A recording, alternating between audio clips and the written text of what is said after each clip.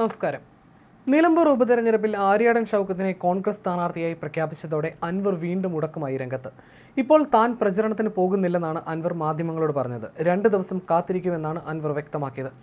ആര്യാടൻ ഷൗക്കത്തിനെ വിമർശിച്ചുകൊണ്ടാണ് അദ്ദേഹം രംഗത്ത് വന്നത്. VS ജോയിക്ക് ഗോഡ്ഫാദർ ഇല്ലെന്നും അൻവർ പറഞ്ഞു.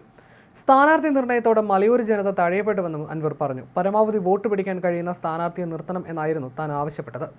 ആലോചിക്കേണ്ട വളരെ ഗൗരവമുള്ള കാര്യമാണിതെന്നും PV അൻവർ പറഞ്ഞു. സ്ഥാനാർത്ഥിത്വം സംബന്ധിച്ചത് കുട്ടിക്കളിയല്ലെന്നും PV അൻവർ പറഞ്ഞു.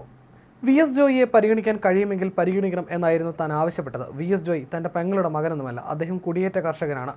മലയോര മേഖല അനുഭവിക്കുന്ന പ്രശ്നങ്ങൾ അദ്ദേഹത്തിന് അറിയാം, അത് പരിഗണിക്കണം എന്നാണ് ആവശ്യപ്പെട്ടത്. തങ്ങൾ ഉയർത്തിയ വിഷയം ആന്റി പിണറായിസമായിരുന്നു.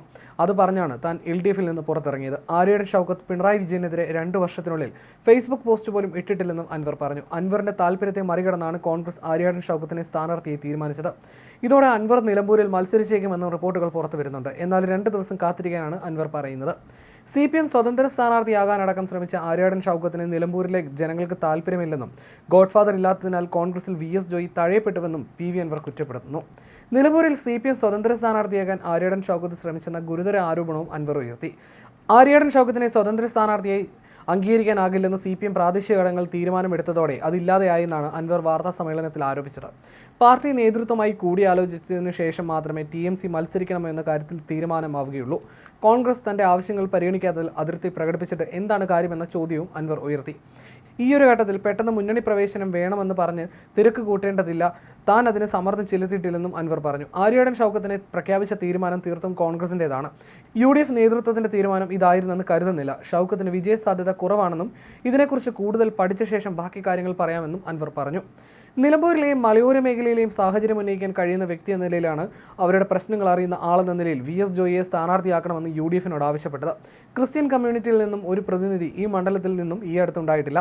മലയോര മേഖലയിലെ UDFിന്റെ അനുകൂല സാഹചര്യം ക്രിസ്ത്യൻ കമ്മ്യൂണിറ്റിയെ പരിഗണിക്കാതിരുന്നതോടെ നഷ്ടപ്പെട്ടുപോയി. VS ജോയിലൂടെ അത് മാറ്റിയെടുക്കാമായിരുന്നു. UDF ഇത് പരിഗണിക്കുമെന്ന് കരുതിയിരുന്നു. VS ജോയിയെ പിന്തുണയ്ക്കാൻ തക്ക നിലയിലുള്ള ഒരു നേതൃത്വം കോൺഗ്രസിൽ ഇല്ലാതെ പോയി.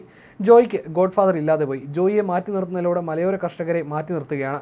കേരളത്തിൽ ഇന്ന് ഏറ്റവും കൂടുതൽ പ്രയാസം അനുഭവിക്കുന്ന മേഖലയാണ് മലയോര കർഷകരുടേത്. അവരെ അവഗണിക്കാൻ പാടില്ലായിരുന്നുവെന്നും അൻവർ പറഞ്ഞു. ആര്യാടൻ ഷൗക്കത്തിനെ സ്ഥാനാർത്ഥിയാക്കാനുള്ള തീരുമാനം KPCC ഹൈക്കമാൻഡിനെ അറിയിച്ചതിന് തൊട്ടു പിന്നാലെയാണ് AICC ഔദ്യോഗിക പ്രഖ്യാപനവും വന്നത്. AICC ജനറൽ സെക്രട്ടറി KC വേണുഗോപാലാണ് തീരുമാനം അറിയിച്ചത്. PV അൻവറിന്റെ സമ്മർദ്ദത്തിന് വഴങ്ങേണ്ട എന്ന UDF തീരുമാനം ഹൈക്കമാൻഡ് ശരിവെക്കുകയായിരുന്നു. നിലമ്പൂരിൽ UDFിന് വിജയിക്കാനുള്ള സാഹചര്യമുണ്ടെന്നും യോഗത്തിൽ വിലയിരുത്തി.